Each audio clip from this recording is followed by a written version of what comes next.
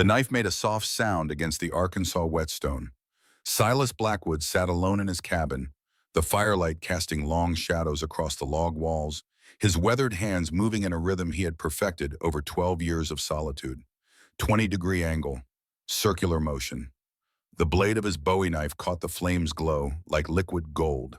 Outside, the October wind howled through the mountain pass, carrying the first bitter promise of winter. Temperature had dropped below freezing 3 days ago and showed no signs of climbing back up. Snow would come soon.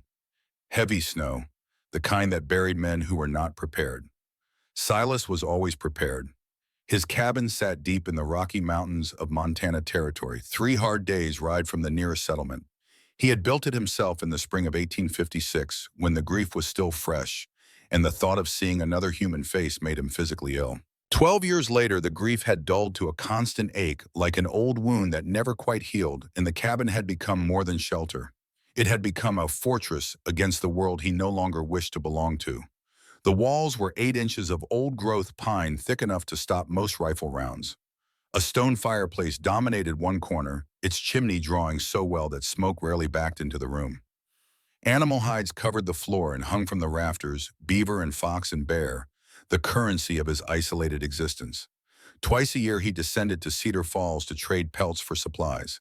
Powder, lead, salt, coffee, the bare necessities of a life stripped down to its essential functions. He had spoken perhaps 200 words in the past 6 months, most of them to his horse. The knife edge caught the light as he tested it against his thumb. Sharp enough to split a hair, sharp enough to save a life or take one. He set it aside and reached for his pipe when he heard it. A sound that did not belong. Not the wind, not a wolf or bear or mountain cat. Something else. Something that made the hair rise on the back of his neck in a way it had not risen in years. Human footsteps. Stumbling, desperate, coming closer. Silas moved without conscious thought, his body responding to instincts honed by decades of survival. The pipe dropped silently to the table. His hand found the Hawken rifle hanging on the wall, a .50 caliber monster that had been his constant companion since before the war. He checked the percussion cap by touch alone, confirming it was dry and properly seated, then crossed to the window in 3 soundless steps. He had learned to move quietly in ways that most men never mastered. Heel first, then roll to the toe. Avoid the boards that creaked. Become a shadow in your own home. It was not paranoia that drove such habits. It was experience. In these mountains, the difference between the quick and the dead was often measured in the seconds it took to reach a weapon. Through the gap in the hide covering the window, Silas looked out into the moonlit clearing. What he saw made him draw a sharp breath. 2 figures were approaching through the snow, their dark shapes silhouetted against the white landscape. Both wore long black garments that he recognized immediately as the habits of Catholic nuns. Both were moving with the desperate, stumbling gait of people who had pushed far beyond exhaustion and were now running on nothing but willpower and fear. The one in front was tall, unusually tall for a woman, perhaps 5 feet 10 inches, with broad shoulders that strained against her torn habit. She moved with a certain deliberate economy, despite her obvious fatigue, placing each foot with care, her head constantly turning to scan the darkness behind them. A hunter's awareness, or the awareness of prey that had learned from being hunted. The second woman was smaller, perhaps 5 feet 3, and she was barely moving at all. The tall one half carried, half dragged her through the snow, leaving a trail of disturbed powder that glowed silver in the moonlight. Her head hung forward, dark hair spilling across her face, and even from this distance, Silas could see the tremors racking her slight frame. He lowered his rifle slightly, eyes narrowing as he processed what he was seeing. Nuns, in the wilderness, in October, miles from any road or settlement. Impossible. And yet there they were. He looked at the snow behind them, reading it the way other men read newspapers. Their tracks came from the west, which made no sense at all. West was nothing but sheer cliff faces and dense forest, no trails, no paths, nothing that 2 women should have been able to navigate. The nearest civilization in that direction was Helena, a good 80 miles as the crow flew, and the terrain between here and there would break experienced mountain men. They should not have survived that journey. The fact that they had told him something important about who these women were. Movement in the moonlight drew his attention back to the clearing. The tall woman had stopped, her head turning slowly, scanning the darkness around the cabin. Her eyes found the window where Silas stood, and for a moment their gazes locked through the darkness. She could not possibly see him, he knew, but something in her posture suggested she was aware of his presence nonetheless. She squared her shoulders and spoke, her voice hoarse but remarkably steady. "Please, I know someone is there. If you mean to kill us, do it quickly. We are too tired to run any further." The words hung in the cold air, breath misting white around her face. The smaller woman sagged against her, unconscious, or nearly so. Silas made his decision in the space of a heartbeat. He opened the door. The cold hit him like a physical blow, cutting through his wool shirt as if it were paper.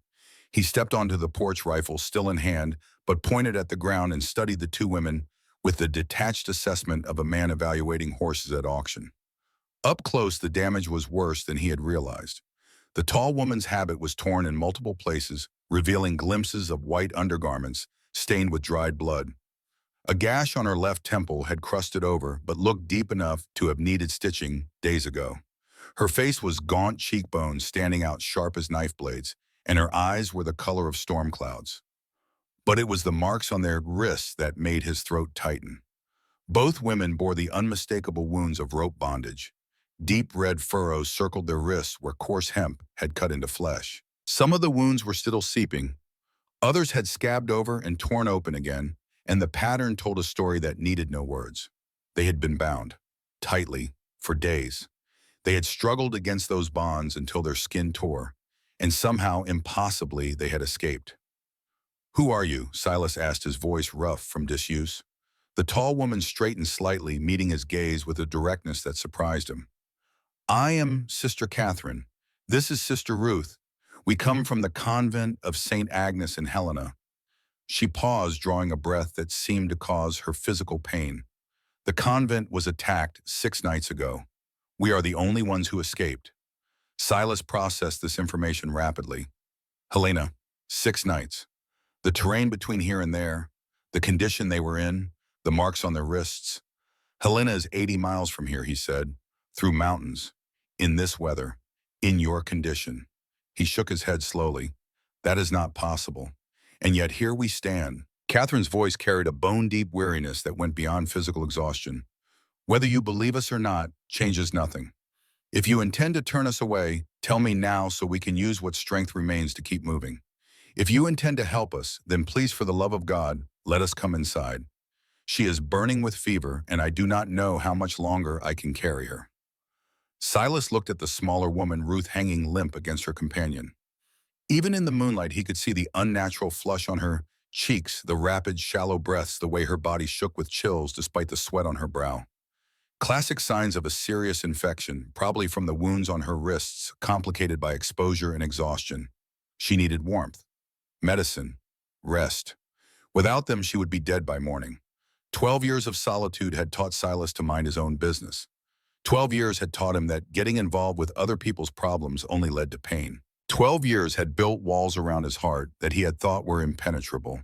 But looking at the marks on their wrists, he found himself remembering another set of wrists, bruised and torn, belonging to a woman he had buried alone in the cold ground of a Montana winter. "Bring her inside," he said, quickly. Catherine did not waste time on gratitude. She half-carried, half-dragged Ruth through the door, moving with the efficiency of someone conserving every ounce of remaining strength. Silas closed the door behind them, shutting out the wind, and immediately began stoking the fire. The cabin filled with the sound of crackling wood, its fresh logs caught flame. Silas pointed to his bed, the only real furniture in the single room. "Put her there, under the bearskin." He was already moving, gathering supplies with the automatic efficiency of long practice. "I need hot water, whiskey, and tell me what happened to cause her fever." Catherine lowered Ruth onto the bed with surprising gentleness, pulling the heavy bearskin over her shivering form. The younger woman's eyes fluttered but did not open. Her breathing was rapid and shallow, her skin pale except for the hectic flush on her cheeks. "The wounds on her wrists are infected," Catherine said. "She was bound tighter than I was. When we escaped, she tore her skin badly climbing through a broken window. 3 days ago, the wounds began to smell." She paused, her voice dropping. "I have done what I could, but I am not a physician."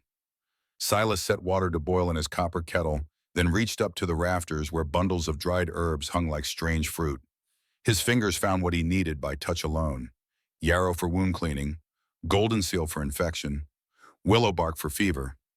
Knowledge gained through trial and error, and hard lessons learned in a wilderness that did not forgive mistakes. Catherine watched him work with undisguised surprise. "You know medicines," she said. "I know survival." Silas did not look up from his preparations. 12 years alone teaches you things." He crushed the herbs into a bowl, added a measure of whiskey, and set the mixture aside to steep. "Now tell me what happened." "Everything." Catherine was silent for a long moment, staring into the fire. When she spoke, her voice was flat, emotionless, as if she were reciting facts from a history book rather than describing a recent nightmare. "They came at 3 in the morning. 20 men, maybe more. Organized like soldiers, moving in formation, carrying military rifles. They knew exactly where to go, which doors to break down, which rooms held, which sisters." She paused. "They killed Mother Superior first, then Sister Agnes, Sister Mary, Sister Joan, and Sister Perpetua, the oldest ones, the ones who might have been able to identify them or raise an alarm." Silas listened without interrupting, his hands continuing their work with the medicines. "The rest of us were rounded up in the chapel." Catherine's voice tightened. 14 sisters. They looked us over like we were livestock at auction. One of them, the leader, he walked down the line examining each of us. He said, "Kill the old ones, keep the young ones." Just like that, as if we were cattle. And the leader. What did he look like? Tall, broad-shouldered, perhaps 45 or 50 years old. Catherine turned her head and Silas saw a cold fury burning behind her eyes. He had a scar running down his left cheek from his eye to his jaw. Old wound long healed, and his men called him Major. Major. Silas filed that information away. "Go on." They bound us with rope, loaded us into wagons covered with canvas so no one could see in. We traveled for 2 days, stopping only to water the horses. Then we came to a camp in the mountains. Catherine's jaw tightened. That is when I understood what they intended for us. Silas understood too. He had heard stories over the years during his rare trips to Cedar Falls. Women disappearing from the frontier. Sold to mining camps where men outnumbered women 100 to 1. Sold to establishments in towns where money could buy anything, and morality was a luxury few could afford.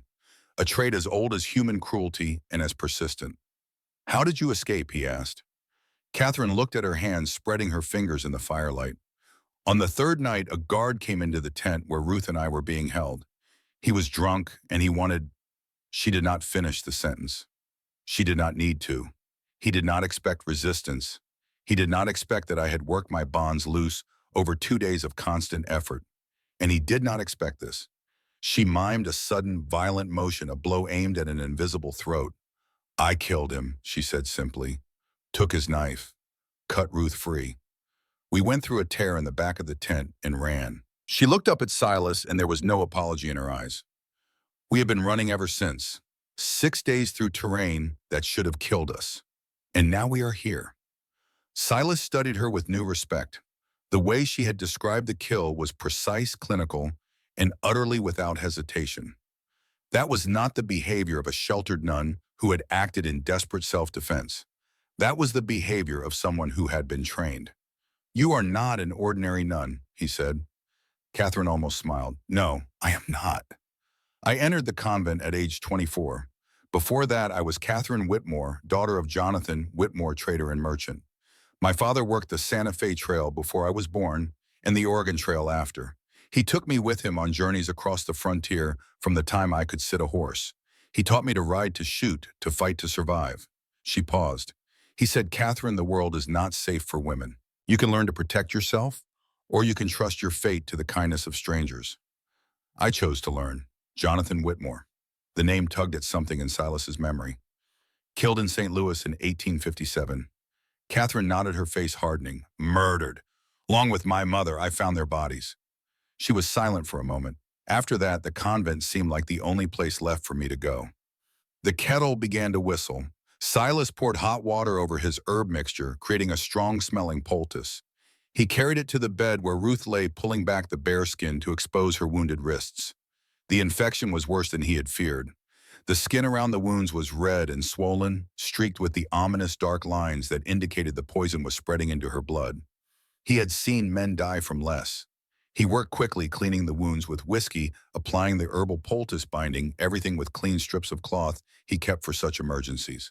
Ruth moaned softly, but did not wake her body too exhausted to register even pain. Will she live? Catherine asked from behind him. If the fever breaks by morning, she has a chance. Silas straightened, wiping his hands on his trousers. If it does not break, he did not finish. Catherine sank into the chair by the fire, her strength finally giving out. In the firelight, with her guard finally lowered, she looked less like a warrior and more like what she was, a woman who had been pushed beyond human endurance and was running on nothing but stubborn refusal to die. Silas poured 2 cups of coffee from the pot warming by the fire and handed her one.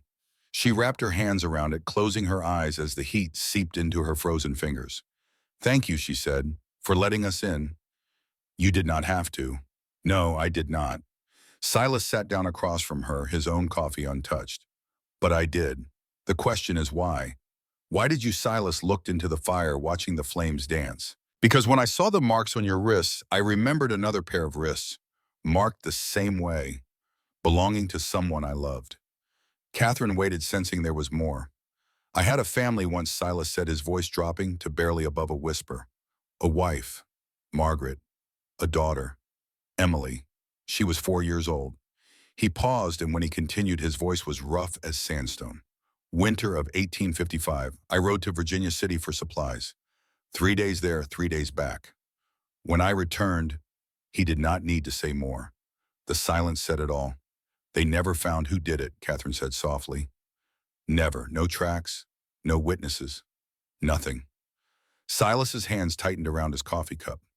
I sold the farm, came up here, built this cabin. 12 years I have lived alone, talking to no one, needing no one. He looked at her, and his eyes were like holes in his face.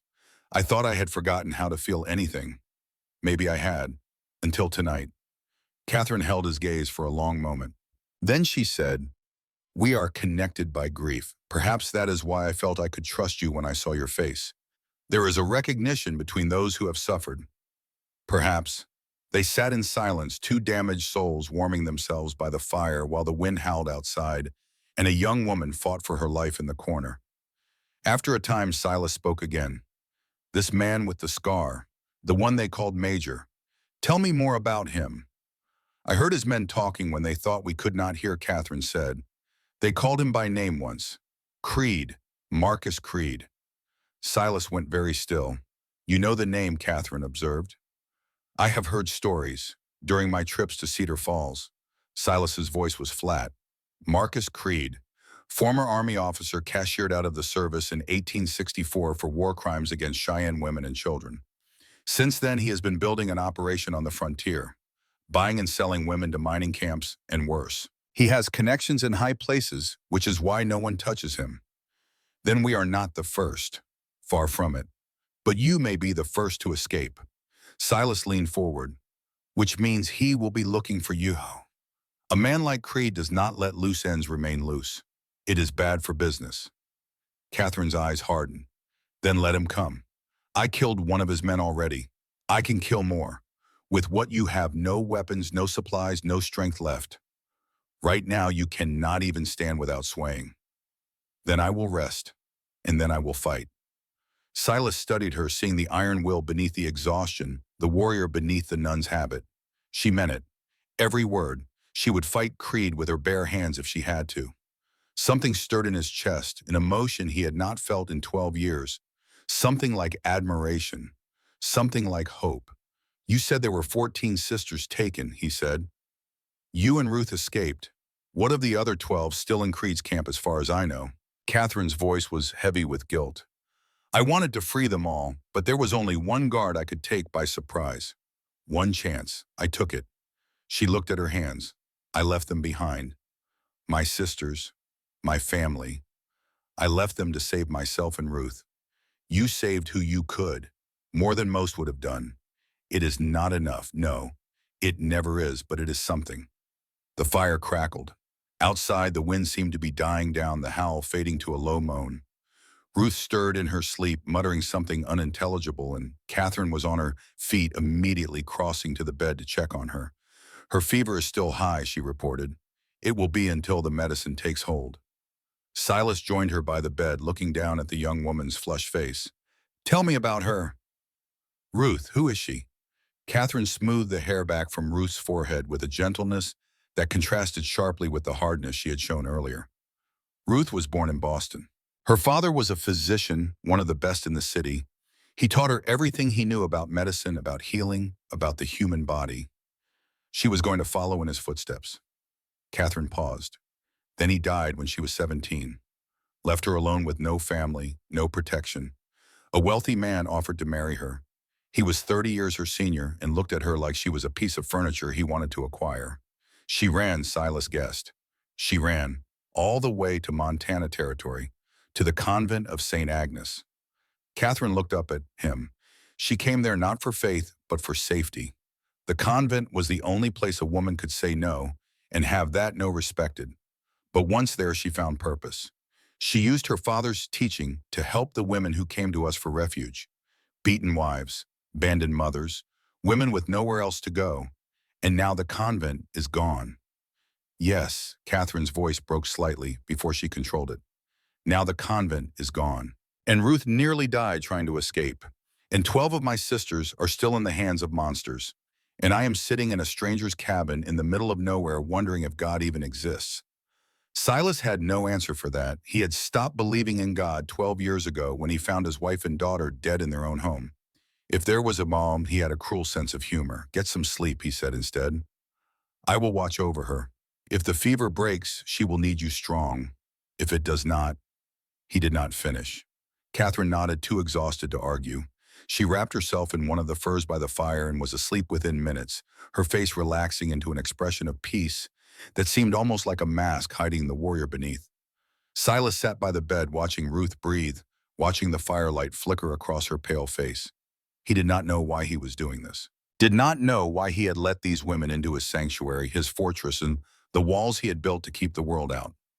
But he thought about the marks on their wrists, the same marks he had seen on Margaret's wrists 12 years ago. He thought about the name Creed, a name connected to whispered stories of women who vanished and were never seen again. He thought about the question that had haunted him for over a decade. Who killed my family? The fire burned low. The wind died to nothing. And somewhere in the darkness of his mind, Silas Blackwood began to wonder if the answer he had been seeking for 12 years might somehow be connected to the two women who had stumbled out of the night and into his life. Morning came gray and cold. Silas had not slept. He sat by Ruth's bed through the long hours of darkness, changing the poultice on her wounds, forcing sips of willow bark tea between her cracked lips, watching her fever with the intensity of a man who had seen too many people die. Sometime in the darkest hour before dawn, her fever broke. He watched it happen, saw the sweat break out across her forehead, felt her skin cool beneath his palm. Her breathing steadied. Her trembling stopped. When he checked her wounds, the angry red streaking had faded. She would live. Catherine woke with the first gray light, instantly alert despite her exhaustion. She was beside the bed in 3 steps, her hand finding Ruth's forehead. The fever, she said, wonder in her voice. Broken. She will need weeks to recover fully, but she will live. Catherine closed her eyes. For a moment, her lips moved in what might have been a prayer. Then she opened them and looked at Silas with an expression he could not quite read. You saved her life. Your body saved her life. I just helped it along. Still, she reached out and touched his arm, the first physical contact between them. Thank you. Silas nodded, uncomfortable with the gratitude. He stood stretching, muscles stiff from a night in the hard chair, and crossed to the window. What he saw made his blood run cold. Tracks in the snow. Fresh tracks. Coming from the direction of the tree line circling the cabin at a distance of perhaps 500 yards, then retreating back the way they came. Someone had been watching them. Recently, within the last few hours. He kept his voice calm. Catherine, come here. Quietly. She joined him at the window, and he saw her register the tracks with the same instant understanding. They found us, she said. Not yet. Those are scout tracks. Single rider probably sent to locate you. He went back to report. Silas turned from the window, his mind already racing through possibilities. Which means Creed knows you are somewhere in this area. He does not know exactly where yet, but he will soon. How long do we have a day? Maybe 2 if we are lucky. Then we run. No, Silas shook his head. Running is what they expect. Running is what you have been doing for 6 days and look where it got you. Ruth cannot travel. You are barely standing. If you run now, they will catch you within hours. Then what do? We prepare. For the next hour, Silas moved through his cabin in the surrounding terrain with a purpose he had not felt in years. He showed Catherine his defenses, the ones he had built over 12 years of careful paranoia, the systems that had kept him alive in a wilderness that killed the unwary. The first line was simple, thin cords strung between trees at ankle height and attached to small bells that would ring if disturbed. Not meant to stop anyone, just to warn of their approach and indicate which direction they were coming from. The second line was more serious. Animal traps, the heavy steel-jawed kind, designed to catch bears buried beneath leaves and snow at regular intervals. A man who stepped into one of those would not be walking again anytime soon. The third line was the killing ground, 50 yards of open space around the cabin cleared of any cover. Anyone crossing that ground would be completely exposed to fire from the windows. You built all this, Catherine asked as they completed the tour. Over 12 years, a little at a time. Silas looked at his creation with something like pride. I always knew someone might come, robbers, natives, army deserters. I wanted to be ready. You were preparing for war. I was preparing for survival. They are often the same thing. Back inside, Silas retrieved his spare rifle from the cabinet where it had sat unused for years. A Sharps carbine .52 caliber, shorter and lighter than his Hawken, but nearly as powerful. He handed it to Catherine. You said your father taught you to shoot. He did. Catherine took the rifle, checking the action with familiar ease. But I have not fired a weapon in 10 years, like riding a horse. It comes back. He led her outside, setting up a target on a dead tree at the edge of the clearing. For the next hour, despite the danger of alerting anyone nearby to their position, he put her through her paces. Loading, aiming, breathing, firing. She was rusty at first, her shots going wide, but muscle memory kicked in quickly. By the 20th round, she was hitting the target consistently at 100 yards. By the 30th, she was grouping her shots within a handspan. Your father was a good teacher, Silas observed. He said I had a gift. Catherine reloaded with practice deficiency. He also said I had a temper and that the combination made me dangerous. Was he right? Catherine looked at him, and there was something cold and old in her eyes. He was right about everything. That is why it hurt so much when they killed him. They returned to the cabin to find Ruth awake. The young woman was sitting up in bed, weak but alert, her eyes clear for the first time since her arrival. When she saw Catherine, tears began to stream down her face. I thought I dreamed it, she said, her voice barely a whisper. I thought I dreamed we escaped. It was no dream. Catherine crossed to her, taking her hands gently. We are safe for now. Ruth's eyes found Silas standing by the door with his rifle. Who is he? A friend. Catherine glanced back at Silas. I think, Silas grunted. I am a man who made a choice he is probably going to regret. He moved to the fire, adding wood to build up the flames. Creed's men found our trail. They will be coming. Soon. Ruth's face went pale, but she did not panic. She closed her eyes for a moment, seeming to gather herself, then opened them with a new determination. Then we fight, she said simply. You can barely sit up. I can load a weapon. I can tend wounds. I can be useful. Silas looked at her, really looked, and saw something beneath the fragility. An iron core, a refusal to be a victim. It reminded him of someone. It reminded him of Margaret, who had fought until the very end, whose hands had been torn and bloody when he found her. You rest, he said gruffly. Get your strength back. There will be time to be useful later. The next 2 days passed in a strange mixture of tension and normalcy. Ruth recovered faster than Silas had expected, sitting up by the second day, standing by the third. Her knowledge of medicine proved useful as she reorganized his herb collection, showing him errors in his preservation methods that he had never known he was making. Catherine spent her time preparing for the fight she knew was coming, cleaning weapons, checking ammunition, memorizing the layout of the cabin and the terrain around it. She moved with the focused intensity of a soldier preparing for battle, and Silas found himself watching her with growing respect. In the evenings by firelight, they talked. Catherine told stories of her father, of the trails he had traveled, and the dangers he had survived. She spoke of the Santa Fe Trail and its bandits, the Oregon Trail, and its hardships, the thousand ways the frontier could kill you if you let your guard down. Silas found himself sharing things he had not spoken of in years. Not the pain of his loss, not yet, but other things. The beauty of the mountains in winter, the satisfaction of a perfect shot, the strange peace that came from being alone with the wilderness. "You love this place," Catherine observed one night. "I love what it gives me. Silence, solitude, the freedom to exist without the world watching. Is that why you never left, even after what happened to your family?" Silas was quiet for a long time. "I stayed because there was nowhere else to go," he finally said. "What would I do in a town, in a city I am not fit for civilization anymore? I have been alone too long. I have forgotten how to be around people. You seem to be managing well enough with us. You are different." How Silas looked at her, at Ruth sleeping peacefully in the corner, at the mud casting warm light across the rough log walls. "Because you understand," he said. "Both of you. You know what it is to lose everything. You know what it is to survive when survival seems impossible. You know what it is to carry scars that do not show on the skin." Catherine nodded slowly. "Perhaps that is why God brought us to your door," she said. "I do not believe in God, neither do I most days. But sometimes I wonder if there is something, some force that pushes people together when they need each other most." Silas had no answer for that. But he thought about it long after Catherine had gone to sleep, sitting alone by the dying fire watching the shadows dance on the walls of the home he had built to keep the world out. The world had found its way in anyway, and he was not certain he wanted to push it out again. On the third night they came, Silas was asleep, a rare lapse, when the first bell rang.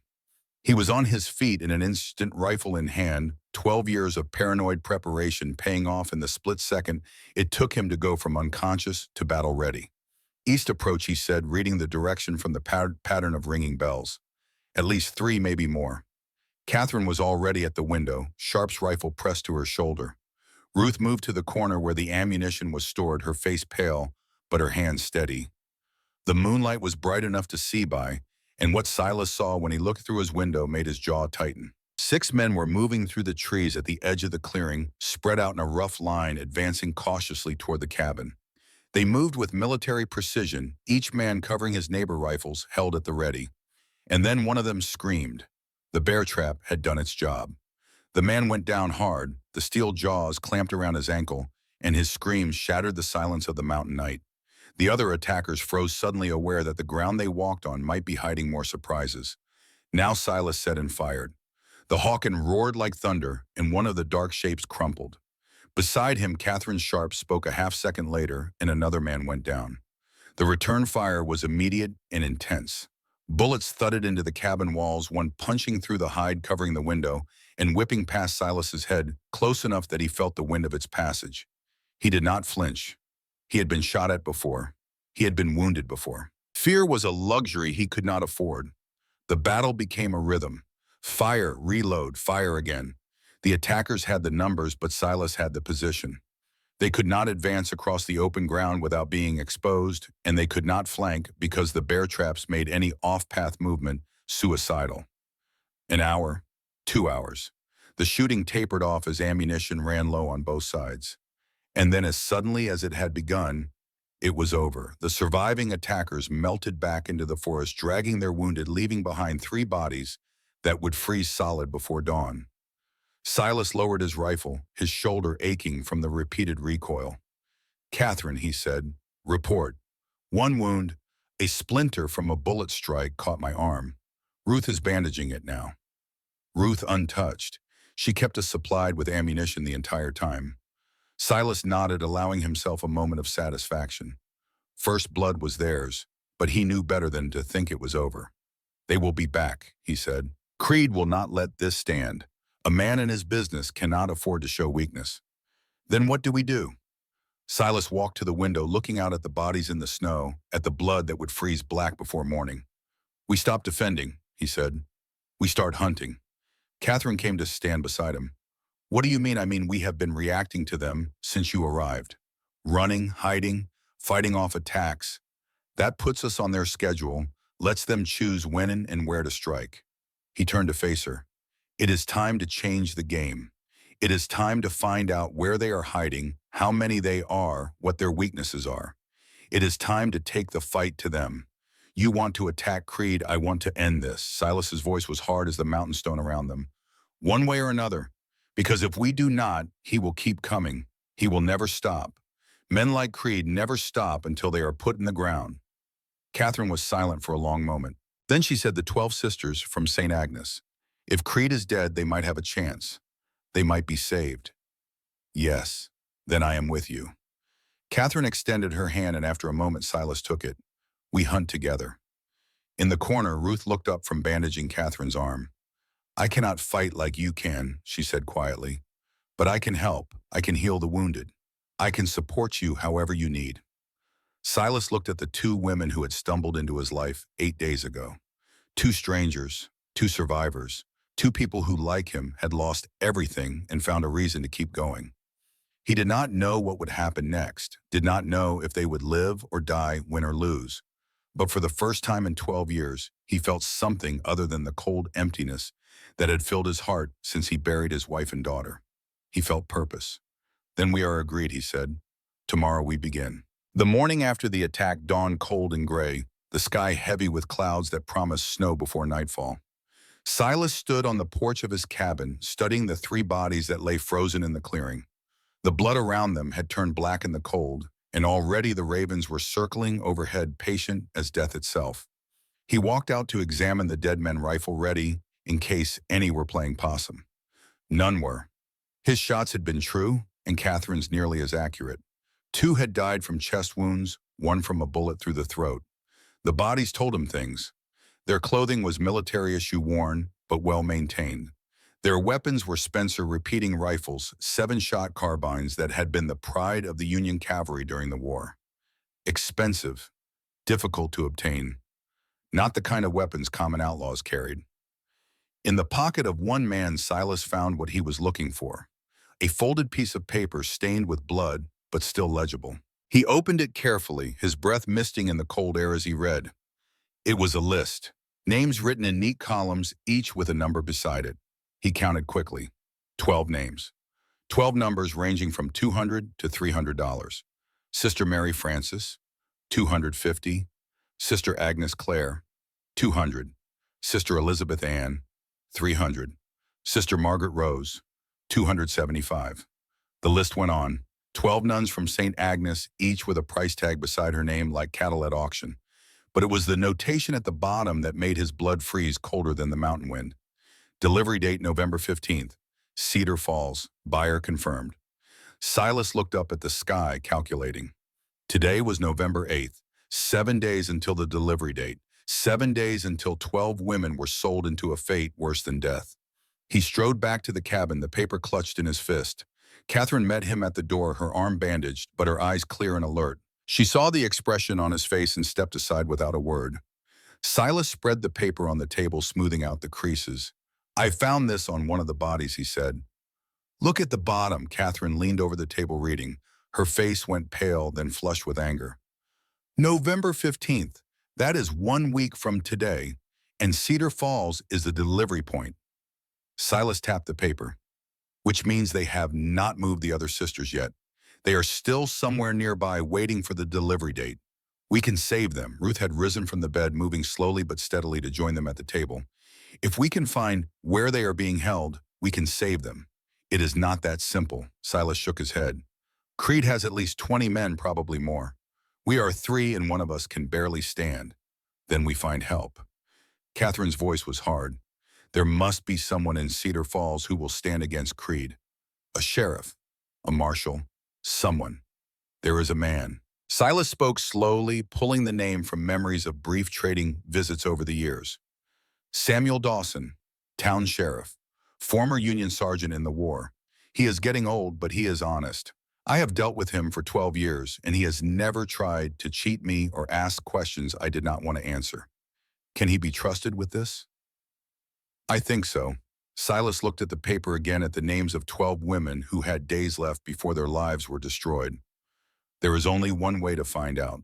The journey to Cedar Falls took 3 days. Silas pushed them, but not recklessly.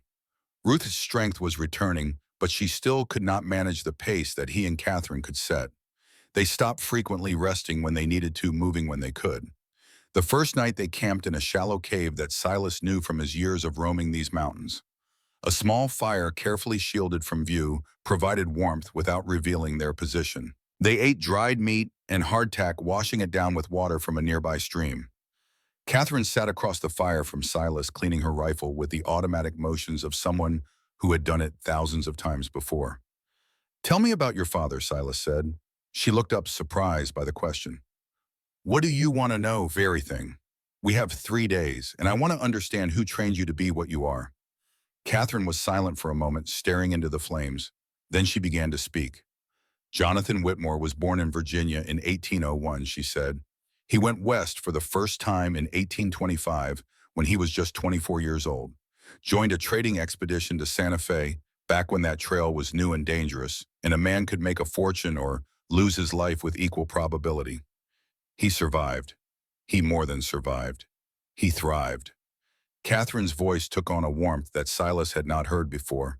He had a gift for languages, for negotiation, for reading people. He could talk a Comanche war chief into trading horses or a Mexican governor into granting special licenses. By the time he was 30, he was one of the most successful traders on the Santa Fe Trail. "And your mother," he met her in St. Louis in 1830. Mary Catherine O'Brien, daughter of Irish immigrants. She was working as a seamstress, saving money to bring her parents over from the old country. Catherine smiled softly. "He always said he fell in love with her the moment she refused to give him a discount on a shirt she had made. He said any woman with that much spine was worth marrying. They had you in 1833. Catherine nodded. "I was their only child. My mother could not have any more after me. Something went wrong during the birth. But they kept you, took you with them on the trails. My father insisted. He said the frontier was changing, that the old days of danger were fading, that it was safe enough for a family." Catherine's smile turned bitter. "He was wrong about many things, but he was right about that for a time. I traveled with them from the time I was 5 years old. I learned to ride before I could properly read. I learned to shoot before I learned to sew. And to fight, that came later. When I was 12, our wagon train was attacked by Pawnee raiders. Not a serious attack, just a handful of young warriors looking to prove themselves. They were driven off easily, but my father saw how frightened I was, how helpless I felt." Catherine looked at Silas, her eyes hard. "The next day he began teaching me to defend myself, not just with weapons, with my hands, with whatever was available. He said I might not always have a gun, but I would always have my body. He was a wise man. He was a paranoid man. But paranoid men live longer on the frontier." Ruth stirred in her blankets nearby, not quite asleep, but not fully awake either. Her fever was gone, but her body was still recovering from the ordeal of their escape. "What happened?" Silas asked. "To your parents. You said they were murdered in St. Louis." Catherine's face closed like a door slamming shut. 1857, she said flatly.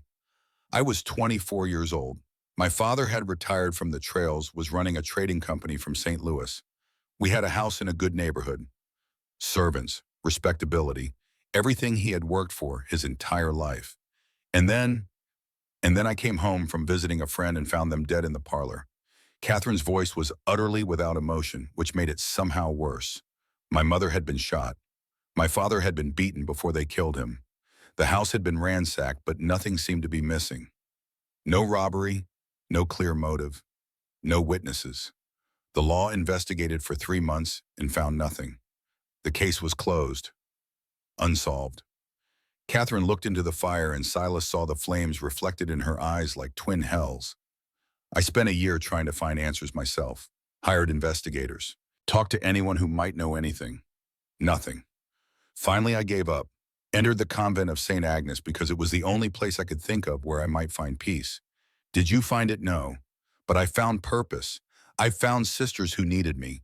I found women who came to us for refuge, and I could protect them when no one else would." Catherine looked at Silas. "For 10 years that was enough. Now I wonder if God had other plans for me all along. I told you I do not believe in God. Neither do I most days. But I believe in something. Call it fate. Call it chance. Call it whatever you like. Something brought me to your door, Silas Blackwood. Something connected your tragedy to mine. And I cannot help but wonder why." The second night Ruth shared her story, they had stopped earlier than usual because storm clouds were building in the west, threatening to dump snow on them before morning. Silas found a sheltered spot beneath an overhang of rock, large enough for the three of them and the horses, and they settled in to wait out whatever was coming. "You asked about my father," Ruth said as they ate their evening meal. "I have been thinking about him ever since." "Tell me," Catherine said gently. "He was a good man." Ruth's voice was soft, musical, almost despite the roughness that lingered from her illness. "Dr. William Miller of Boston, Massachusetts. He believed that medicine should be available to everyone, not just those who could pay. He ran a free clinic in the Irish Quarter 3 days a week. The other doctors called him a fool. But you admired him. I worshipped him." Ruth smiled, and for a moment she looked like the girl she must have been before tragedy shaped her into something harder. "He let me help at the clinic from the time I was 10. I saw things there that most women never see. Childbirth, surgery, death. He did not shield me from any of it. He said if I wanted to heal people, I needed to understand what I was healing. And you did want to heal people. More than anything. I wanted to be a doctor like him. I wanted to spend my life helping those who had no one else to help them." Ruth's smile faded. "But women are not permitted to attend medical school. Women are not permitted to practice medicine. Women are only permitted to marry well and bear children and keep quiet." "So you ran," Silas said. "When my father died, I had nothing. No money, no family, no protector. A man named Cornelius Blackwood offered to marry me." Ruth glanced at Silas. "No relation to you, I assume?" "None that I know of. He was 52 years old. I was 17. He had buried 2 wives already and wanted a third to give him an heir since his sons from previous marriages had all died young."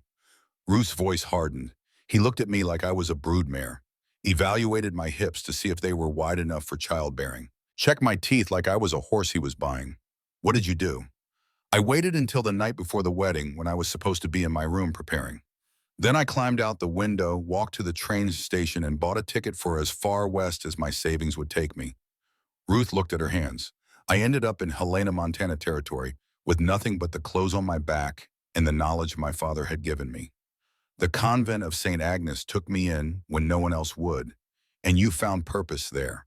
I have found sisters who needed healing, women who came to us with broken bones and black eyes and spirits crushed by men who should have protected them." Ruth's eyes met Silas's. "I could not be a doctor, but I could be their healer. I could give them what my father gave his patients. Not just medicine, but hope." The storm broke an hour later, dumping snow on the mountains with the fury of a spurned lover.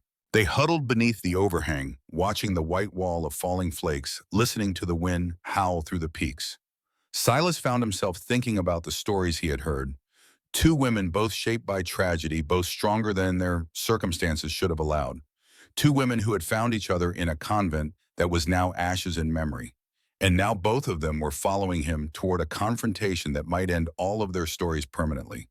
He should have felt burdened by the responsibility. Instead, he felt something he had not experienced in 12 years. He felt alive. Cedar Falls appeared through the trees on the afternoon of the 3rd day. It was a small town, perhaps 300 souls nestled in a valley at the foot of the mountains.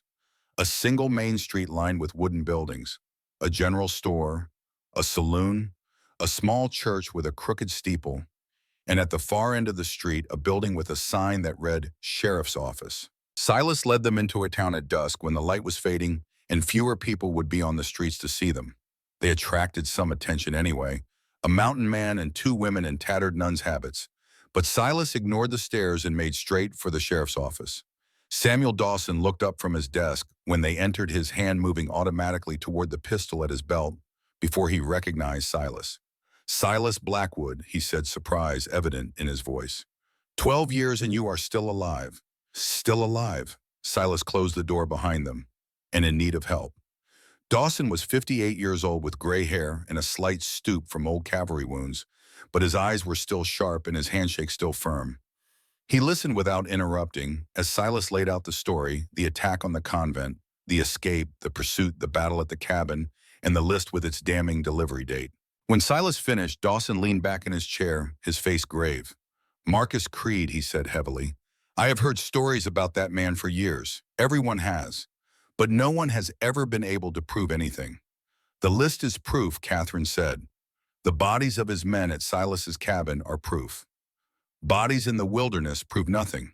And that list Dawson picked up, the blood-stained paper, could have been written by anyone. Creed has lawyers, connections, friends in territorial government. He looked at them with something like pity. "If you take this to the authorities in Helena, he will claim it is a forgery. He will say you killed those men in self-defense after they stumbled onto your property by accident. He will make you look like the criminals, not him." "Then what do we do?" Ruth asked. Before Dawson could answer, the door opened behind them. A man stepped in, younger than Dawson by perhaps 15 years, with a thin face and eyes that darted nervously around the room. He wore a deputy's badge on his chest. "Sheriff," he said, "I heard we had visitors and I—" He stopped. His eyes had found Catherine and Ruth, and something flickered across his face. Recognition. Fear. It lasted only a moment, but Silas caught it. And he knew. Without warning, he moved. 3 steps across the room, his hand closing on the deputy's collar, slamming him back against the wall hard enough to knock the breath from his lungs. "You know them," Silas said. His voice was quiet, which made it more dangerous. "You recognize them." "How I do not. I never—" Silas drew his knife, the Bowie with its razor edge, and held it where the man could see it. "I have killed 3 men in the past week," he said conversationally. "One more will not trouble my conscience. Now talk." The deputy's nerve broke like a dry twig. His name was Vernon Holt. He had been Creed's man in Cedar Falls for 5 years, paid to report on potential victims, on law enforcement activities, on anything that might threaten the operation. He had seen the notice that Creed distributed after the escape, the descriptions of 2 nuns who needed to be recaptured at any cost. He told them everything. Creed's base camp was 20 miles north in a hidden valley in the Bitterroot Range. At least 20 armed men guarded it at any time. The 12 nuns from St. Agnes were being held there along with 5 other women taken from various places over the past months. The delivery to buyers was scheduled for November 15th at a location outside Cedar Falls. And there was more.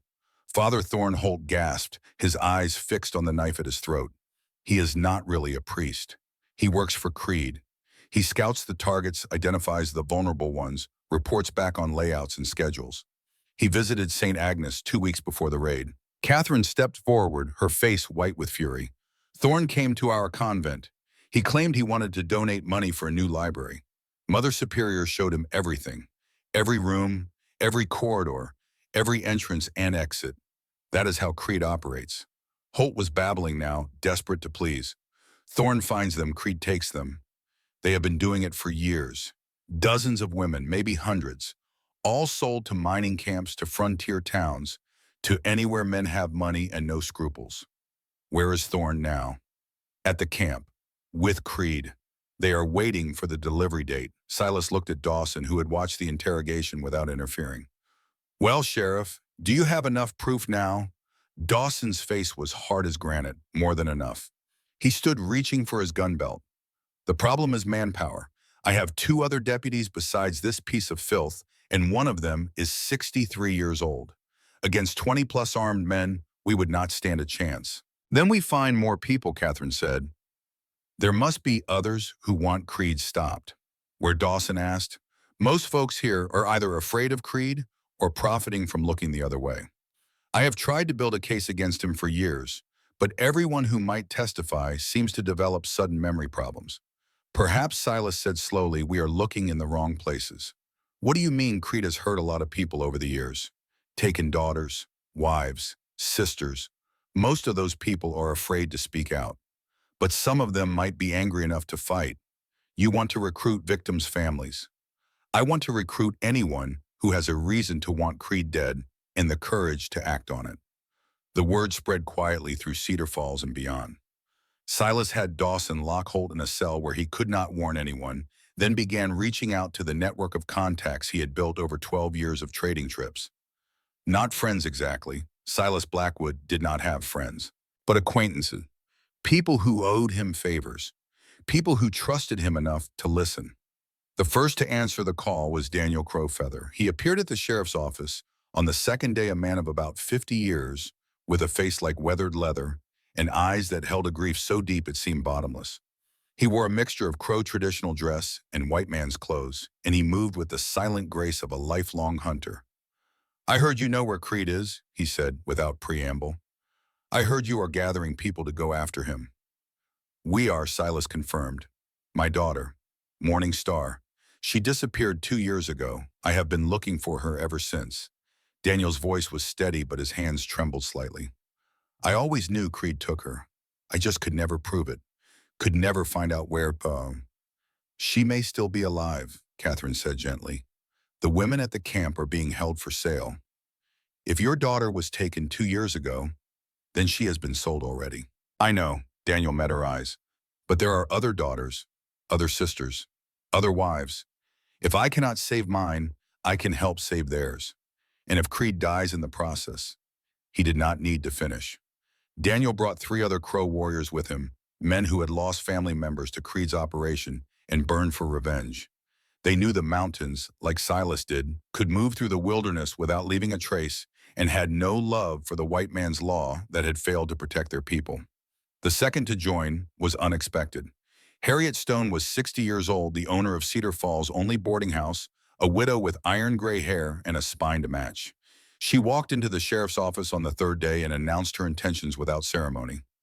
"I cannot shoot worth a damn, and I am too old to ride into battle," she said. "But I have money, and I have a house where you can plan without prying eyes, and I have a stake in seeing Marcus Creed hanged." "What stake?" Dawson asked. "My daughter Harriet," said, her voice flat. "Rebecca, she disappeared 5 years ago while traveling from Helena. I knew then. I knew it was Creed. Everyone knew. But knowing and proving are different things." She looked around the room at the small group that had assembled. "I cannot fight, but I can help those who can." Others came. Thomas Miller, the general store owner, a quiet man in his 50s, whose wife had been attacked and killed on the Helena Road 10 years before. He could not prove Creed was responsible, but he had always suspected.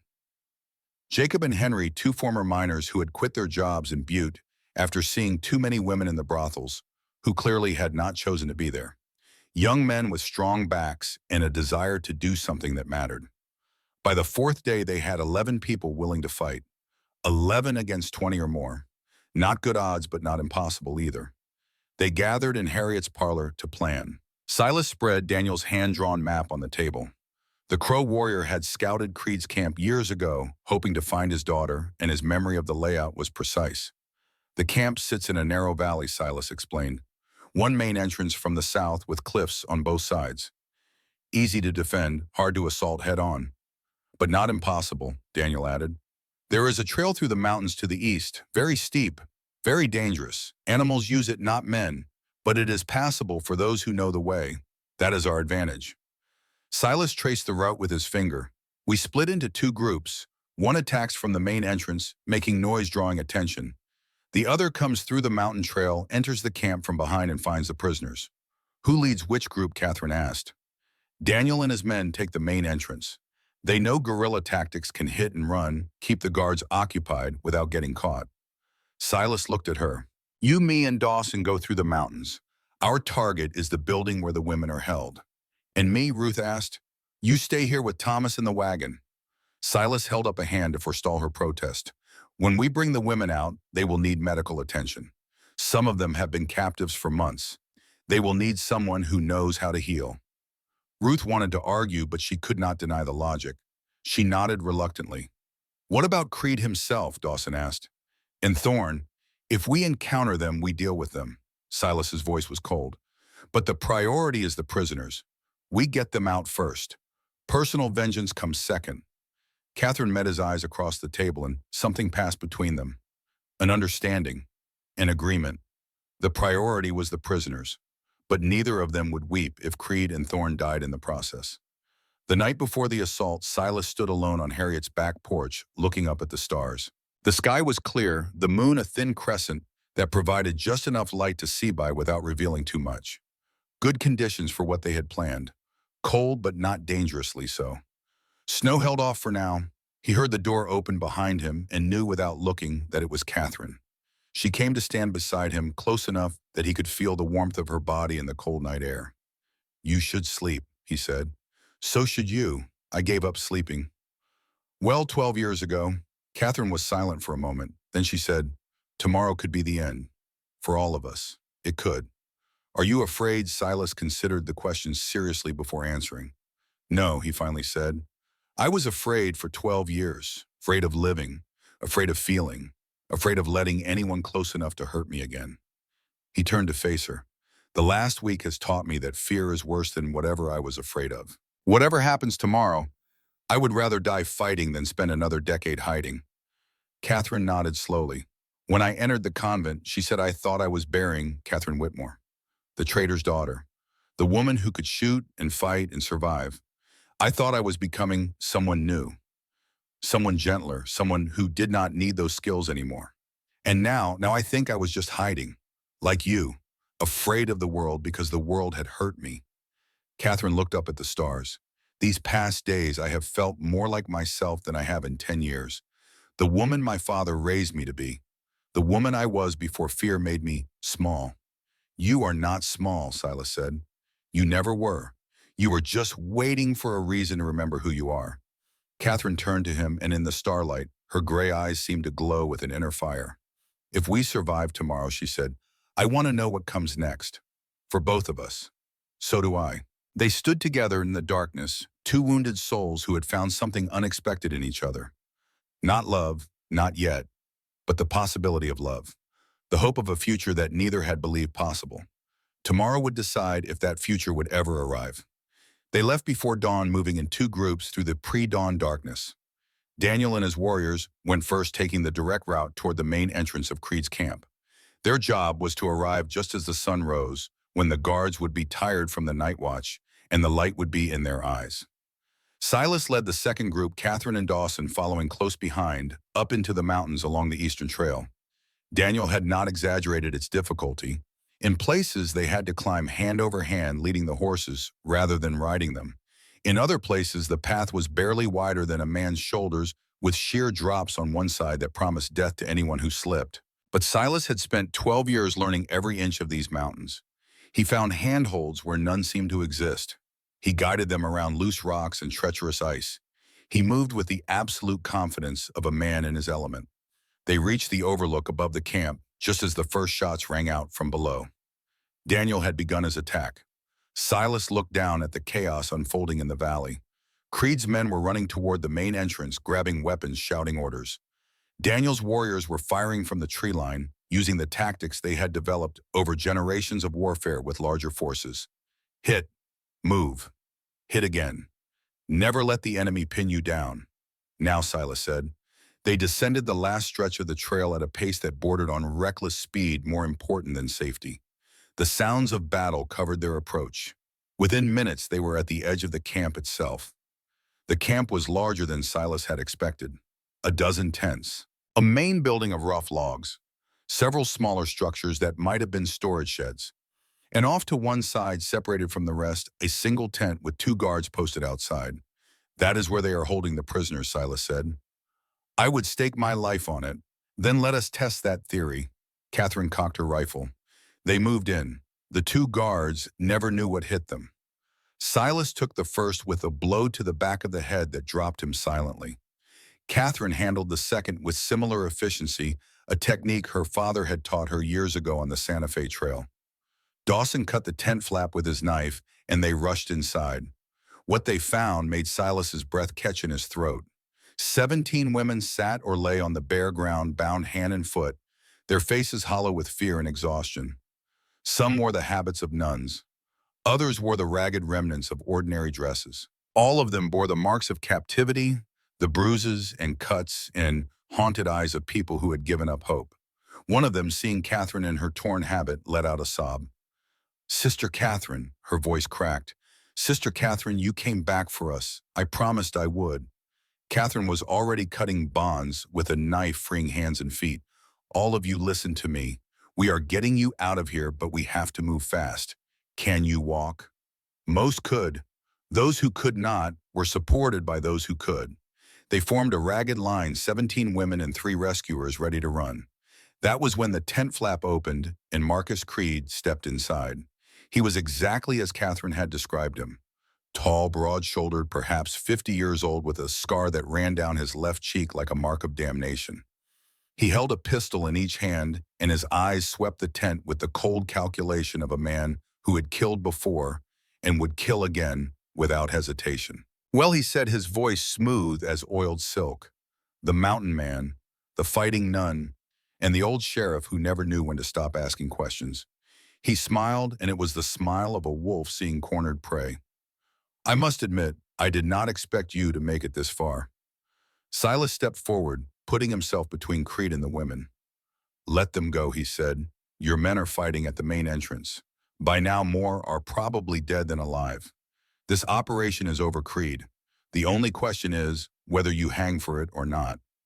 Creed laughed. Hang men like me do not hang mountain man. We have friends, connections, money. By the time this reaches any court, every witness will have disappeared and every piece of evidence will be explained away. He raised one pistol, aiming it at Silas's chest. But you will not be alive to see it. You know, Silas said, his voice unnaturally calm. There is something I have been wondering about ever since I found that list on your dead man's body. What might that be? The name Silas Blackwood. You seem to know it before we ever met. Catherine told me your men spoke of a mountain man protecting the escaped nuns, but they knew my name specifically. How Creed's smile widened. Because I never forget a piece of property, he said, or the man I took it from. Silas felt the world tilt beneath his feet. What he managed. Winter of 1855. Creed's voice was almost fond, like a man reminiscing about a pleasant memory. A small farm near Virginia City, a pretty woman with brown hair, and a little girl who could not have been more than 4 years old. The woman fought like a wildcat, made quite an impression on my men.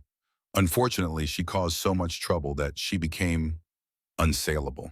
Silas could not breathe, could not think. 12 years of wondering, 12 years of not knowing who had taken everything from him. And now the answer was standing 3 feet away, smiling at him. You, he said the word barely a whisper. You killed my wife. You killed my daughter. The woman killed herself by resisting. Creed shrugged. The child was simply too young to be worth anything. Unfortunate business necessities. He tilted his head, studying Silas with something like curiosity. I wondered what happened to you. You never reported the crime, never asked questions, just disappeared. I assumed you had gone off to drink yourself to death somewhere. Instead, you were hiding in the mountains all along. Silas's hand moved toward his knife. Go ahead. Creed raised the pistol slightly. Give me an excuse. From behind Creed came a voice like cold steel. How about I give you one instead? Catherine had moved while Creed was talking, circling around behind him, while his attention was fixed on Silas. She stood now, with her rifle pressed against the back of Creed's skull, her finger on the trigger. Drop the guns, she said, slowly. Creed did not move for a long moment. Then surprisingly, he laughed. The fighting nun. I should have killed you when I had the chance. He bent slowly, placing the pistols on the ground. But go ahead. Shoot me. Create a martyr. My organization will continue without me, and everyone will say you murdered an unarmed man. Silas stepped forward, his knife in his hand. Then let me do it, he said. For Margaret, for Emily, for 12 years of hell. Creed looked at him, still smiling that wolf smile. Do it, he said. Become what I am. Kill an unarmed man in cold blood. Spend the rest of your life knowing you are no better than me. Silas raised the knife. Silas. Catherine's voice was soft. Do not. He killed my family, and if you kill him like this, he wins. Catherine moved around to face him, keeping her rifle trained on Creed. He wants you to become a murderer. He wants you to destroy yourself in revenge. Do not give him that satisfaction. Then what do you suggest? Let him face justice. Let the world see what he is. Let his victims testify against him. Let him hang in front of everyone who ever feared him or profited from looking away. Catherine's eyes met his. Your wife and daughter deserve better than a revenge killing in a dirty tent. They deserve to see him brought down by the law he thought himself above. Silas's hand trembled. Every fiber of his being wanted to drive that knife into Creed's heart, to feel the life drain out of the man who had destroyed everything he loved. But he looked at Catherine, at the 17 women behind her who had suffered just as he had suffered. He thought about Margaret and about what she would want, about the kind of man she had loved. Slowly, he lowered the knife. The gunshot came from behind them. Silas spun to see a figure in black robes standing in the tent entrance, a smoking pistol in his hand. Father Thorne, the false priest with murder in his eyes. The bullet caught Dawson in the shoulder, spinning him around. The old sheriff went down hard, blood spreading across his shirt. Thorne raised the pistol again, aiming at Silas, and then a shot rang out from outside the tent. Thorne jerked, looked down at the hole in his chest, and collapsed. Behind him, framed in the tent entrance, with a still smoking rifle in her hands, stood a young woman with long black hair and dark eyes that burned with 2 years of captive fury. Morningstar, daughter of Daniel Crow Feather, had found her own vengeance. The aftermath was chaos, but it was controlled on chaos. Daniel and his warriors had broken through the main entrance, scattering Creed's remaining men. Some fled into the mountains. Some surrendered. Some died fighting. Creed himself was bound with the same ropes his victims had worn, a poetic justice that was not lost on anyone. He said nothing as Silas tied the knots, but his eyes burned with a hatred that promised future vengeance if he ever got free. He would not get free. Dawson's wound was serious, but not fatal. Ruth, who had come forward with Thomas in the wagon when she heard the shooting stop, went to work on him, immediately cleaning and binding the wound with the skill her father had taught her. Morningstar stood beside her father, trembling, but whole. Daniel held her as if he would never let go again, tears running unashamedly down his weathered face. The 17 rescued women were loaded into wagons for the journey back to Cedar Falls. Some wept. Some stared blankly ahead, still unable to believe their ordeal was over. Some clung to each other as if afraid to let go. Among them was Mother Superior, Margaret of St. Agnes, alive, despite Thorne's false reports, weak but unbowed. She embraced Catherine with the strength of a woman who had kept faith through the darkest hours. "You came back," she said. "You kept your promise. I'm only sorry it took so long." They made the journey back to Cedar Falls in 2 days, moving slowly to accommodate the wounded and the weakened. Word had spread ahead of them, and when they arrived, they found the entire town waiting in the streets. Some cheered, some wept. Some simply stood in silence, watching as Marcus Creed was led in chains to the sheriff's office. The nightmare was over, or at least that part of it was. The trials that followed would take months. The investigation into Creed's operation would spread across 3 territories, revealing a network of corruption that reached higher than anyone had imagined. Politicians, businessmen, even a federal judge, all brought down by the testimony of the women Creed had victimized and the evidence found in his camp. Creed himself was hanged in Helena on a bright spring morning before a crowd of thousands. He did not beg, did not apologize, simply stood on the gallows with that wolf smile until the hood covered his face and the trapdoor opened beneath his feet. Silas did not attend the hanging. He had already found his closure in the moment when he chose justice over vengeance, when he decided to honor Margaret's memory rather than stain it with cold-blooded murder. But he heard about it, and when he heard, he walked out to the small hill behind his cabin where he had buried what remained of his family 12 years before, and he stood there for a long time in the silence of the mountains. "It is over," he said, finally speaking to the graves. "He cannot hurt anyone else. And I think I am ready to live again." The wind stirred the pine branches overhead, and somewhere a bird began to sing. It sounded like absolution. The dawn after the rescue broke clear and cold over Cedar Falls, painting the mountain peaks in shades of rose and gold. Silas stood on the porch of Harriet Stone's boarding house, a cup of coffee cooling in his hands, watching the sun climb above the horizon.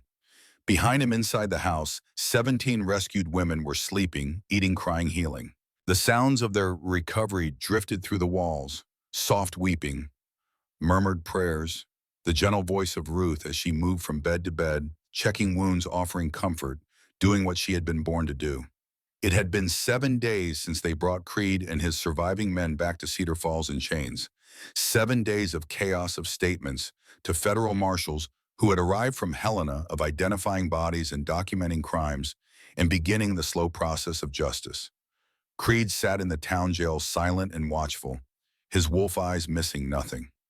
He had not spoken since his capture, except to demand a lawyer, and even now Silas knew the man was calculating, planning, looking for any weakness he could exploit. But the evidence against him was overwhelming.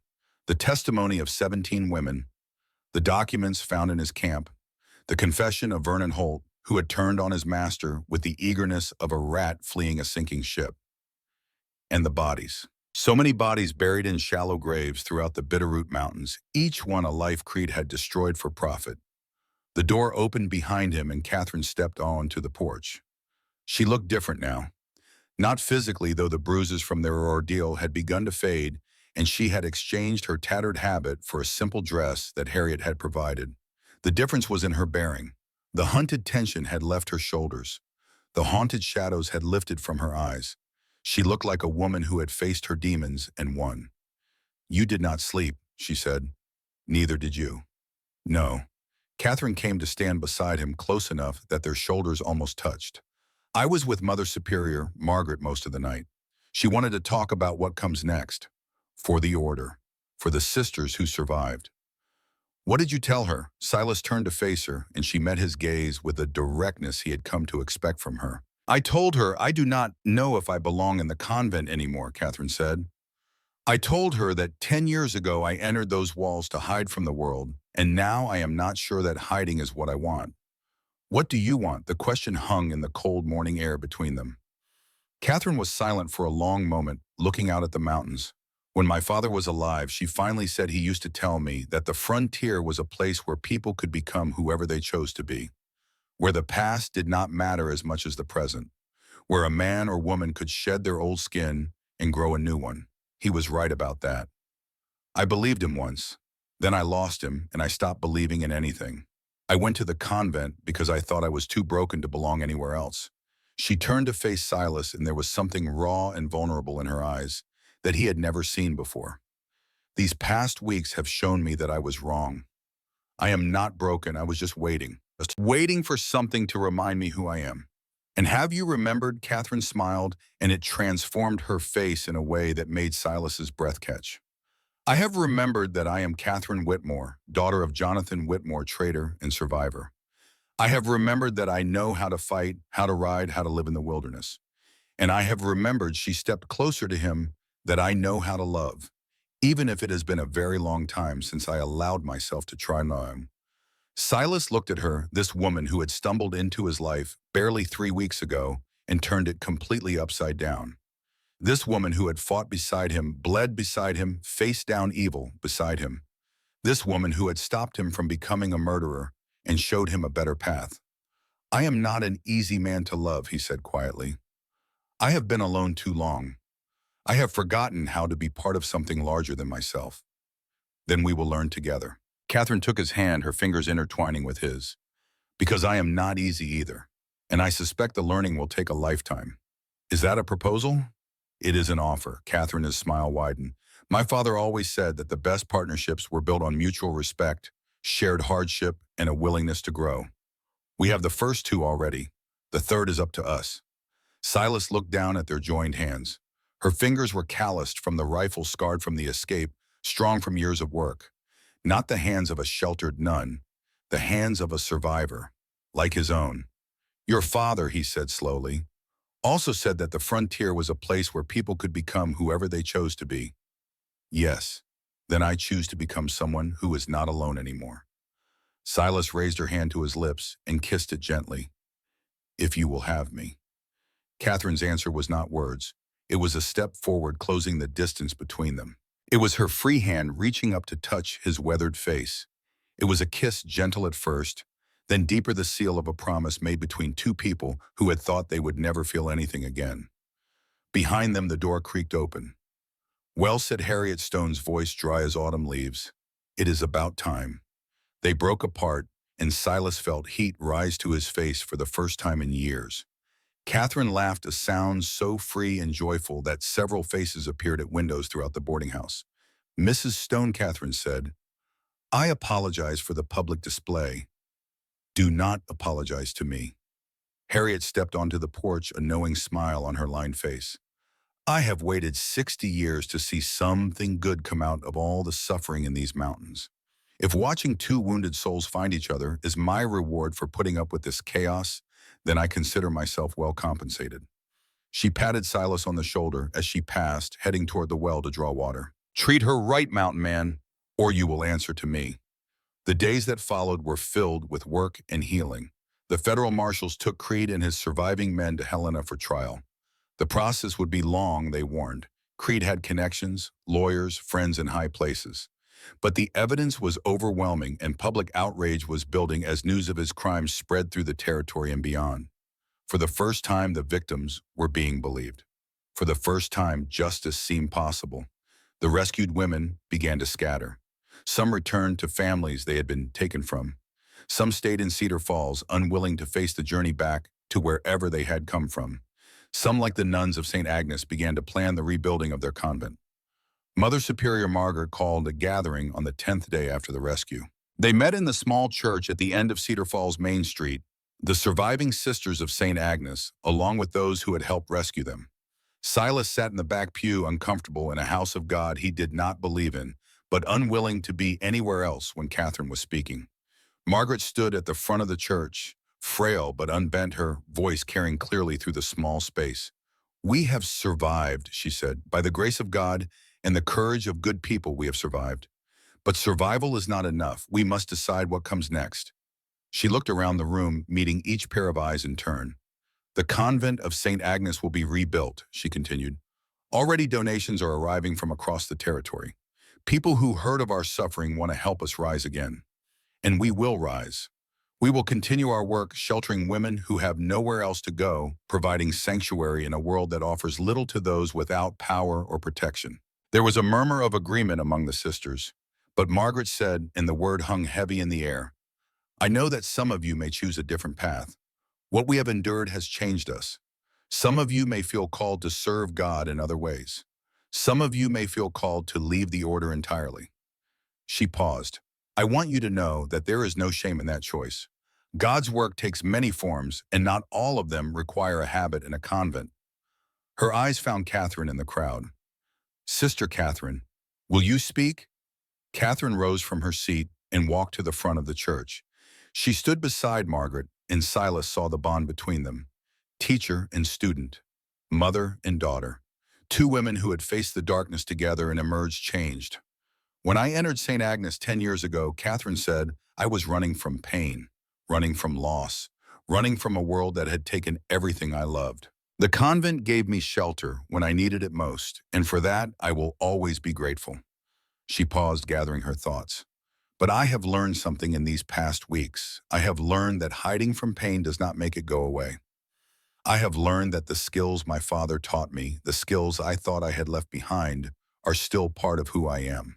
And I have learned," she glanced briefly at Silas in the back pew, "that there are other ways to serve God besides prayers and solitude." Catherine turned back to Margaret. "I love this order. I love my sisters, but I do not think my path lies within these walls anymore. With your blessing, Mother Superior, I would like to be released from my vows." The silence that followed was profound. Then Margaret smiled a smile of understanding and acceptance. "My child," she said, "I have watched you for 10 years. I have seen you struggle against the cage you built for yourself. I have seen you yearn for something more without knowing what it was." She took Catherine's hands in her own. "Go with my blessing. Go and live the life God intended for you, and know that you will always have a home here if ever you need one." Catherine embraced her, and when they separated, both women had tears on their faces. "There is one more thing," Margaret said, turning to address the room again. "Sister Ruth has also asked to speak." Ruth rose from her seat near the front, still pale from her ordeal, but standing straight and strong. "I am not asking to leave the order," she said, "but I am asking to change how I serve it." She looked around the room at the sisters she had lived with, at the townspeople who had helped rescue them, at Daniel Crowfeather and his daughter Morningstar, who sat together near the door. "Cedar Falls needs a healer," Ruth continued. "There is no doctor here, no one trained in medicine. The nearest physician is 3 days right away. People suffer and die from ailments that could be treated if only someone knew how." She straightened her shoulders. "My father was a doctor. He taught me everything he knew about healing. I entered the convent because it was the only place a woman could use that knowledge to help others. But now I see a different opportunity." She looked at Margaret. "With your permission, I would like to stay here in Cedar Falls. Not as a sister in the convent, but as a healer serving this community. I would still take my vows, still follow the rules of our order, but I would do it here where I can do the most good." Margaret considered this for a long moment. It is unconventional, she said finally, but our order was founded to help women in need, and the women of Cedar Falls are certainly in need of a healer. She nodded slowly. I will grant your request, Ruth. Go and serve God through your healing hands, and may he guide your work. Ruth's face lit up with a joy that Silas had not seen since she first arrived at his cabin, fever-ridden and half dead. Thank you, Mother Superior. I will not disappoint you. After the gathering, Silas found Daniel Crowfeather standing alone outside the church looking up at the mountains. The Crow warrior had been quiet since the rescue, spending most of his time with Morningstar helping her begin to heal from her 2 years of captivity. The young woman was stronger than she appeared, but the scars of her ordeal ran deep, and Daniel watched over her with the fierce protectiveness of a father who had almost lost everything. You are leaving, as Silas said. It was not a question. Tomorrow, Daniel nodded. Morningstar needs to be among her people. She needs the healing that only home can provide. Will she recover? Daniel was silent for a long moment. She will never be the same, he finally said. 2 years is a long time. She has seen things, endured things that will stay with her forever. But she is alive. She is free. And she has family who love her.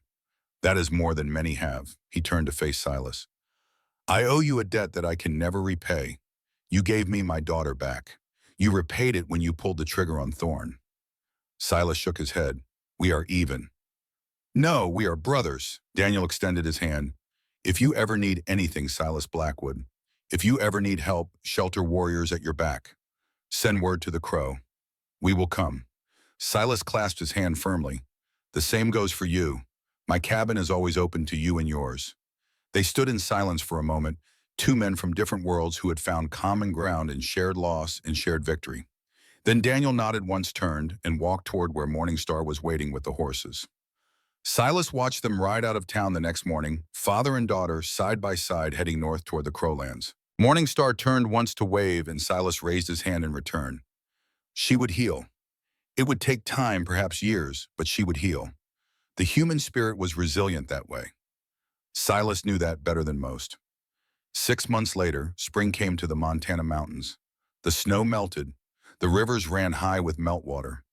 Wildflowers began to push through the thawing earth, splashes of color against the brown and green of the awakening land. In Helena, Marcus Creed stood trial for his crimes. The proceedings lasted 3 weeks.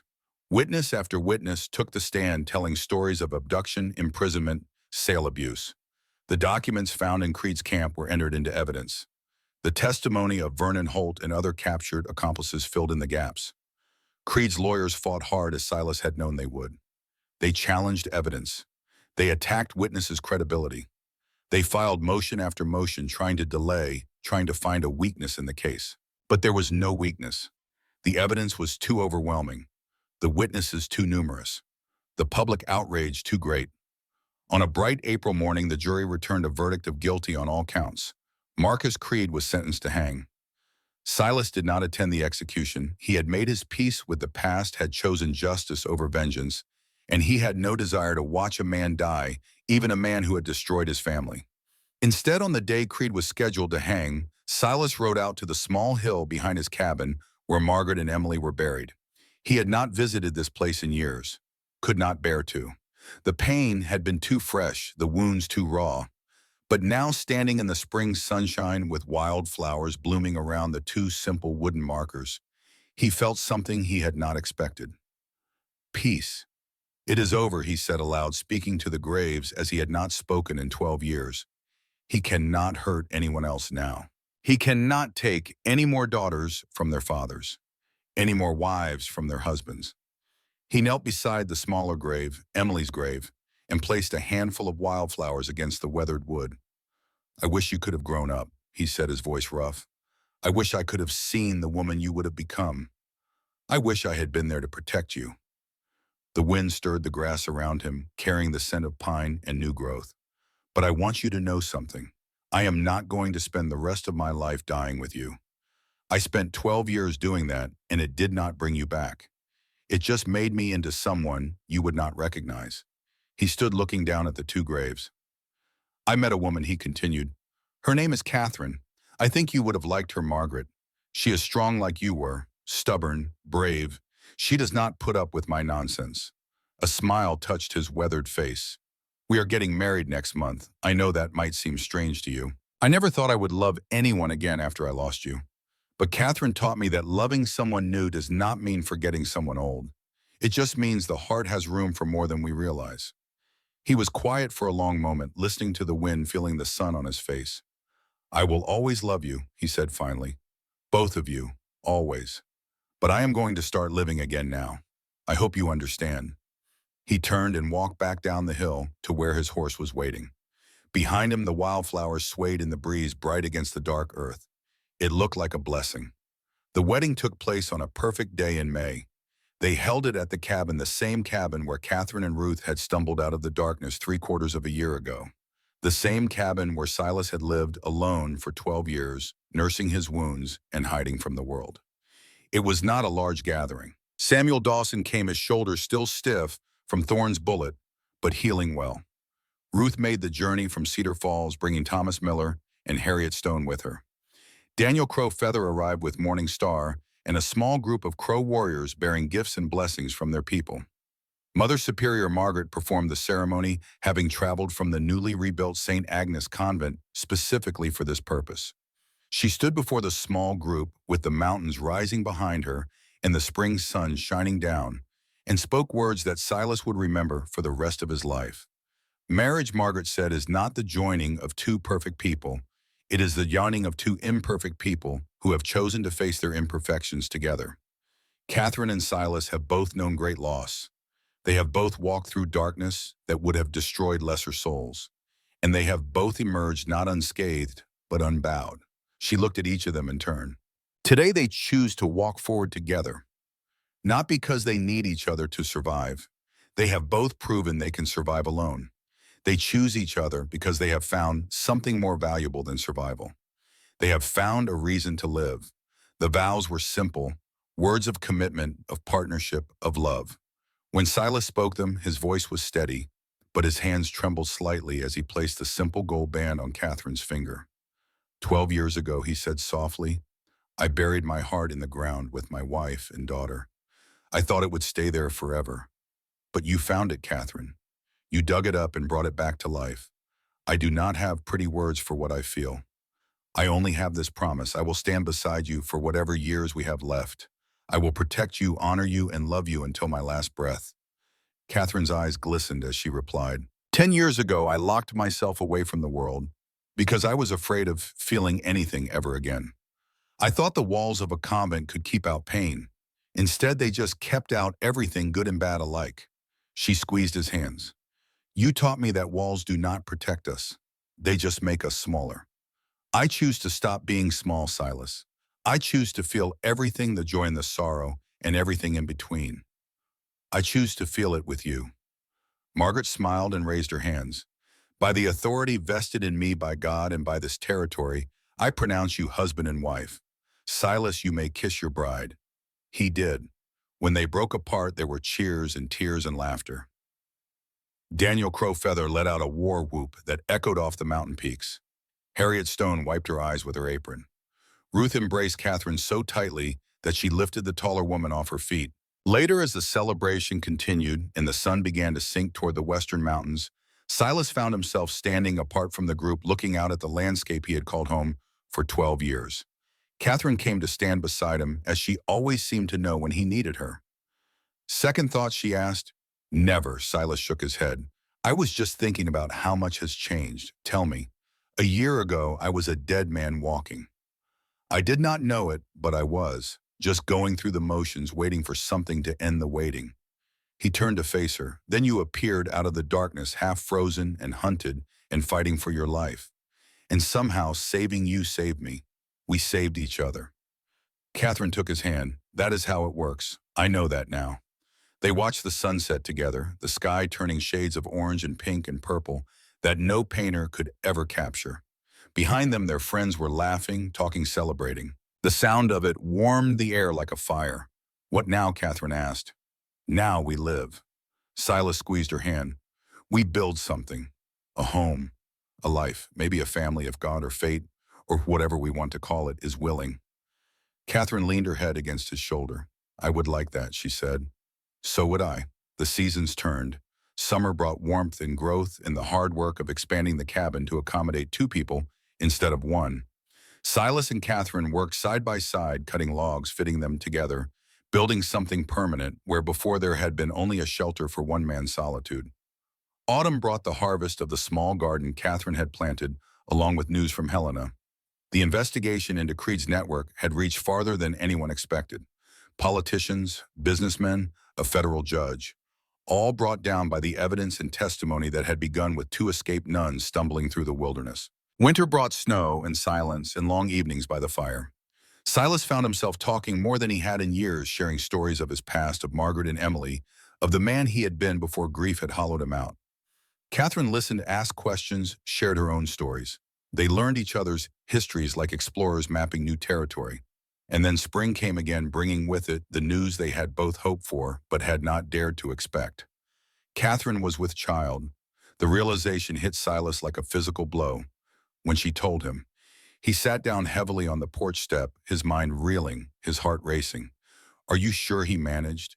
"Ruth confirmed it when I visited Cedar Falls last week." Catherine sat down beside him, her hand finding his. "She says I am about 3 months along. The baby will come in the autumn." Silas stared at her, unable to speak. 43 years old. He had thought his chance at fatherhood had died with Emily, had been buried in that small grave on the hill. He had accepted it, had made peace with it, had told himself that some things were simply not meant to be. And now this. "Say something," Catherine said, a hint of anxiety creeping into her voice. "Please." Silas took a deep breath, then another. Then he turned to face her, fully taking both her hands in his. "I am terrified," he said honestly. "I lost a child once. The thought of losing another, of losing you in childbirth, of any of the thousand things that can go wrong." "I know," Catherine nodded. "I am terrified too. But I am also happy, happier than I have any right to be." She smiled, and it was like the sun breaking through clouds. "We have both lost so much, Silas. We have both buried people we loved. This child," she placed their joined hands on her still flat stomach. "This child is a second chance for both of us." Silas felt tears prick at his eyes, the first tears he had shed in longer than he could remember.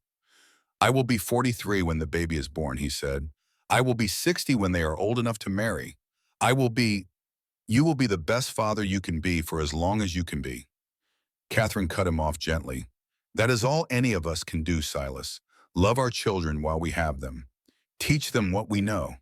And hope that when we are gone, they carry something of us forward." Silas nodded slowly, the fear not gone, but tempered now by something stronger. "Hope. I love you," he said. "I know." Catherine kissed him. "Now come inside. We have work to do. Ruth says I need to rest more and eat better, and we need to start preparing a space for a nursery." Silas laughed, a sound that still surprised him after so many years of silence. "Yes, ma'am." 6 months later, on a crisp October night, with the first snow of the season dusting the mountain peaks, Catherine went into labor. Ruth had come up from Cedar Falls 2 weeks before, wanting to be present for the birth. She and Silas took turns at Catherine's side as the hours stretched on, the contractions growing closer and more intense. Silas had never felt so helpless in his life. He was a man of action. Give him a rifle and an enemy, and he knew what to do. Give him a wilderness to survive, and he could manage. But this was beyond his control.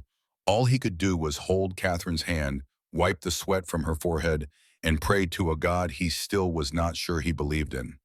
"You are doing well," Ruth said calmly, checking Catherine's progress. "Not much longer now, easy for you to say." Catherine gasped through another contraction. "You are not the one." She broke off, her face contorting with effort. "Push," Ruth instructed. "Push now." Catherine pushed. And suddenly, impossibly miraculously, there was a baby. Silas heard the cry thin and high, and the most beautiful sound he had ever heard in his life. He watched as Ruth cleaned the tiny form, wrapped it in a soft blanket, and placed it in Catherine's exhausted arms. "A daughter," Ruth said, smiling. "A perfect, healthy daughter." Silas looked at the baby, at this tiny creature with a shock of dark hair, and eyes squeezed shut, and fists clenched like a fighter ready to take on the world. He looked at Catherine, exhausted and radiant, tears streaming down her face, and he felt something he had thought was lost forever. "What will you name her?" Ruth asked. Catherine looked at Silas, a question in her eyes. He thought about it. Thought about the daughter he had lost, about the wife who had died protecting her, about the long years of emptiness, and the unexpected second chance that had been given to him. Margaret, he said slowly. Margaret Catherine Blackwood, after her grandmother. Catherine smiled a smile of understanding and love. Margaret Catherine Blackwood, she repeated, looking down at the baby in her arms. Welcome to the world, little one. You are going to be so loved. The baby opened her eyes, dark blue like the mountain sky at dusk, and looked up at her parents. Silas reached out one weathered finger, and tiny fingers closed around it with surprising strength. In that moment, he understood something he had forgotten in 12 years of grief and isolation. Life was not about avoiding pain. It was not about building walls to keep the world out. It was about loving fiercely despite the knowledge that love always carries the risk of loss. It was about creating something beautiful, knowing it might not last.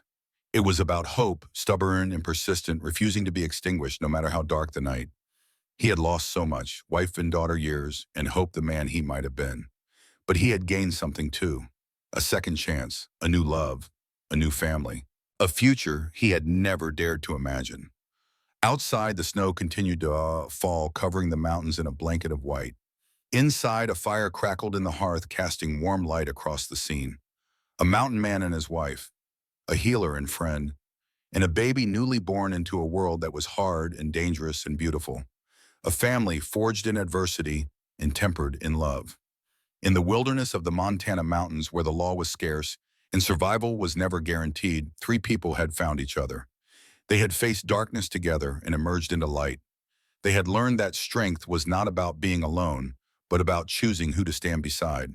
And they had discovered the greatest truth of all, that love, once thought lost forever, can find its way back, through the snow and the silence, through the grief and the fear, through the long years of waiting. Love finds its way back, always. The mountains stood witness, ancient and eternal, as a new chapter began. And somewhere in a small grave on a hillside, wildflowers waited beneath the snow, ready to bloom again in spring.